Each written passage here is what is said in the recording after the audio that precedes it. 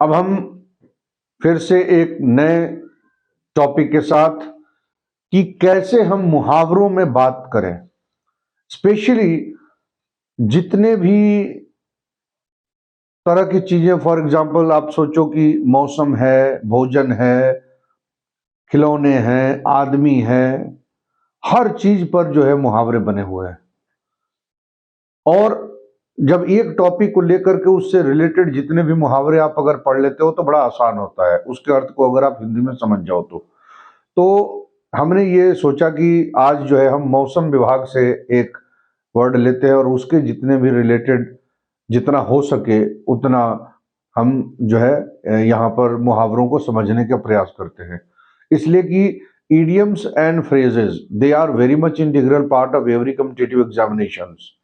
तो हमें ये भी जानना है कि वहां पर एक इडियम दिया होगा और नीचे उसके जो है भावार्थ को समझते हुए आपको आंसर देना होता है। चलिए शुरू करते हैं विदाउट फर्दर एडो। पहला है, हम कहते हैं कि आप और आपके मित्र। हम एग्जाम्पल ले लेते हैं कि एक व्यक्ति ए है और एक व्यक्ति बी है, ये दोनों ही कॉम्पिटिटिव एग्जाम की तैयारी कर रहे हैं, ठीक है। मान लीजिए उसी में कोई सी है, ए बी सी तीन हो गए। अब ये तैयारी कर रहे हैं, ए बी सी तीनों एग्जाम दिए और मान लीजिए कि एक फेल हो गया, एक पास हो गया, ऐसा करके हुआ। Now you meet that person, A is not preparing for the examination, merely B and C, these two are preparing for the examination। B और C कॉम्पिटिटिव एग्जाम का तैयारी कर रहे हैं, एक रिजल्ट आया, B फेल हो गया, C पास हो गया। A से B मिला तो A कहता है क्या, B how are you doing, क्या हालचाल है। You seem to be under the weather. A क्या कहता है बी को कि you seem to be under the weather, यानी आप अस्वस्थ लग रहे हो, अस्वस्थ लग रहे हो।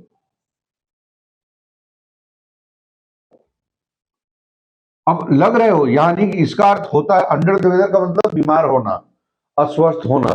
तो ए ने बी से कहा, B how are you doing, you seem to be under the weather, आप अस्वस्थ लग रहे हो।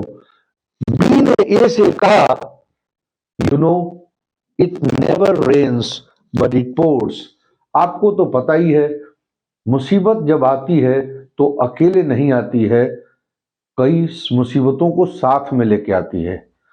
यानी it never rains, it torrential rain, यानी मुसीबत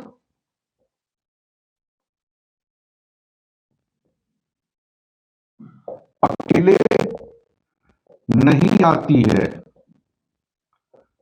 कई मुसीबतों को साथ में ले आती है।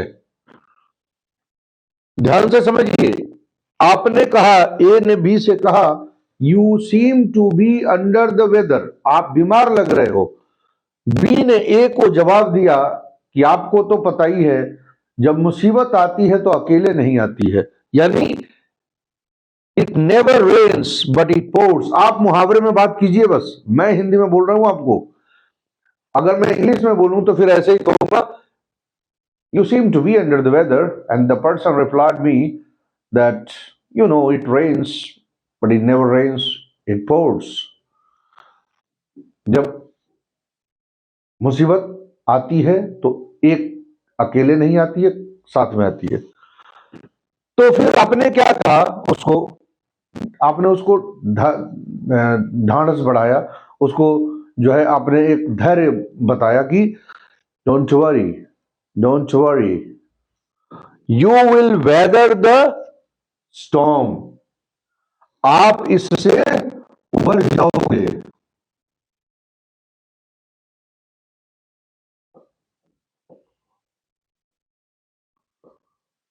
मुसीबत से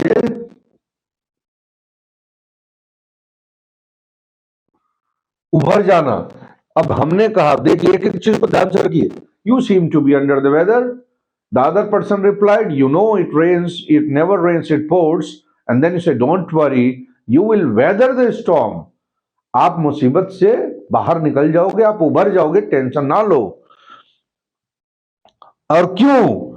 lightning never strike same place twice. आपको पता है एक ही आदमी पर बार बार परेशानी नहीं आती है। अर्थ भी देखिए क्या कह रहा है, lightning never strike same place twice, यानी एक ही जगह पे बिजली दो बार नहीं गिरती है, यानी एक ही व्यक्ति पर बार बार मुसीबत नहीं आती है। आप हमारे राइटिंग को आप समझ लीजिएगा। फिर हम क्या कहते हैं, lightning never strike same place again twice, every cloud has silver lining. आप टेंशन ना लो, हर मुसीबत का में भी एक अच्छा रास्ता होता है, निराशा में भी एक आशा की किरण होती है। निराशा में भी एक आशा की किरण होती है, यानी बी पॉजिटिव, डोंट वरी। आप जो है चिंता ना करो, जल्द ही इस मुसीबत से आप उबर जाओगे। और ये समझ लेना, हर मुसीबत में कहीं ना कहीं कोई अच्छी चीज भी छुपी होती है। आप मुहावरे की सहायता से कन्वर्सेशन कीजिए, वार्तालाप, कितना बढ़िया तरीके से। आपको याद करने की आवश्यकता नहीं है। मित्रों, मैं यही देखता हूं कि अक्सर करके मुहावरे को या फ्रेजेस को या वर्ड के मीनिंग को आप याद करते हो। मैं कहता हूं आप याद ना करो, उसके पीछे के भाव को आप समझो। आपको कभी याद करने की आवश्यकता नहीं पड़ेगी। जैसे आप सोचो कि किसी भी चीज को आप टेस्ट करते हो, अगर वो तीखा होता है और उस चीज को आप एक बार जीभ पे रखे और आपको समझ में आ गया तीखा है, बताने की जरूरत नहीं पड़ेगी। दोबारा वो जब दिखेगा तो आप तुरंत कहोगे, बल्कि उससे मिलता जुलता भी होगा तो आपको समझ में आ जाएगा। तवे पे एक बार हाथ रख दो, दोबारा वो तवा ठंडा भी होगा। अगर गर्म तवे पे हाथ रख दिया आपने तो तवा ठंडा भी होगा, तब भी आपकी हिम्मत नहीं पड़ेगी। कहने का मतलब अनुभव करो, महसूस करो, और जो महसूस कर लोगे ना, उसके बाद से आपको फिर याद नहीं करना है, समझ जाना है। Next, come rain or shine, चाहे जो हो, धूप आए बारिश हो, टेंशन मत लो, आप लगे रहो। स्टॉर्म, अब क्या होगा, मान लीजिए आपने कहा कि मेहनत करते रहो, धैर्य रखो, कम rain or shine, storm in a tea cup. अब मान लो आपने पूछा, चलो तुम्हारी तो ये बात है, बाकी सी का क्या हुआ? बोला यार उसका तो प्रीलिम्स हो गया, सी का प्रीलिम्स हो गया। तो बोला अब चारों तरफ वो घूम घूम के यही बोल रहा है, यार वो तो फेल हो गया, वो तो फेल हो गया, मैं पास हो गया। चारों तरफ उसके घर वाले भी फोन कर रहे हैं, बोल रहे हैं यार मेरा लड़का पास हो गया, जबकि ऐसा नहीं कि फाइनली ये सेलेक्ट हो गया है, प्रीलिम्स पास हुआ है। तो आप क्या कहोगे? Okay, don't worry, it is a storm in a tea cup, it is a storm in a tea cup. Tea cup यानी कि छोटा सा कप है, उसमें तूफान आ गया है। अब आप उसको एनालॉजी लगाओ कि छोटे से कप में तूफान आने का मतलब क्या है? छोटी से सफलता पे इतना ज्यादा बखान करना कि मेरा सिलेक्शन हो गया, मैं फाइनली सिलेक्ट हो गया। इसको आप कहोगे, इसको कहिए आप चाहे जो हो जाए, चाहे जो भी परिस्थिति हो, यानी परिस्थिति सम हो या विषम हो, आप मेहनत करोगे। Storm in a tea cup का मतलब क्या हुआ?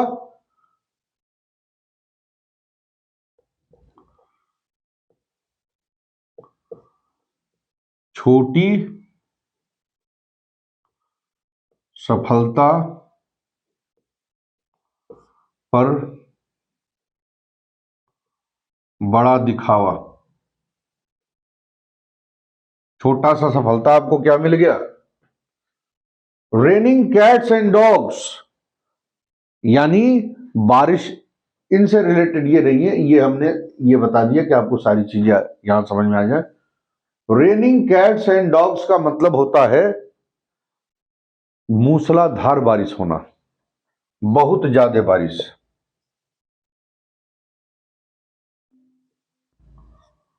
मूसलाधार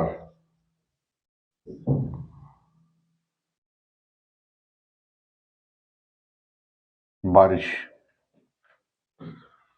काम बिफोर द स्टॉर्म, अब आप अपने लिए भी कह सकते हो don't worry, next year just एकदम चुपचाप रहो और एक ही बार फाइनल सेलेक्ट हो जाओ। तो यानी कि तूफान आने से पहले की शांति।